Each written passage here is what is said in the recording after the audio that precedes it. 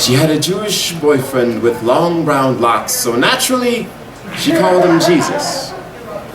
He'd build up her confidence with his carpenter smile, say that he carried her when she walked alone, and use his hands to brace her back, but it was on again, off again. If he left, she'd ask for forgiveness, put her spine on a pine altar and sacrifice it like Isaac, before God intervened. She had a Jewish ex-boyfriend with long brown locks, so she called him Jesus and begged for his forgiveness. I wanted to tell her that she did not need him as a savior to save her, but she insisted that she needed someone to see her as beautiful. I wanted to tell her that she was the reason poems are written. See, a face can launch 1,000 ships, but only she could inspire the same number of pens to whisper their way across the page in an attempt to capture all that she is, but she can't.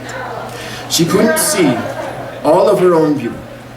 She treated cameras like they were confessionals, laid herself open and tried to confess the sin of not being good enough.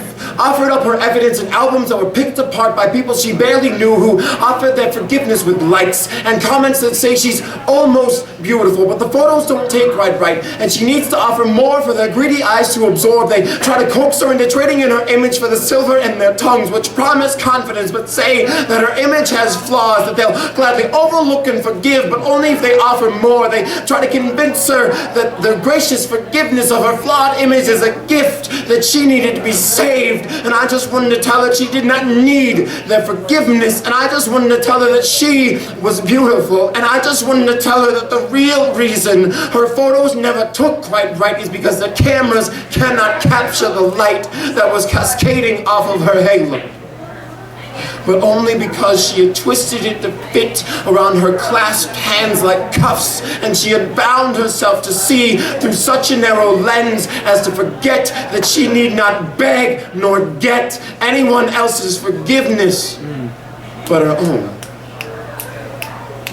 She had a Jewish ex-boyfriend with long brown locks whom she called Jesus and begged for his forgiveness. I wanted to tell her that she did not need him as a savior to save her, but I kept the coward silent. So I asked for forgiveness now by letting my pen whisper across this page.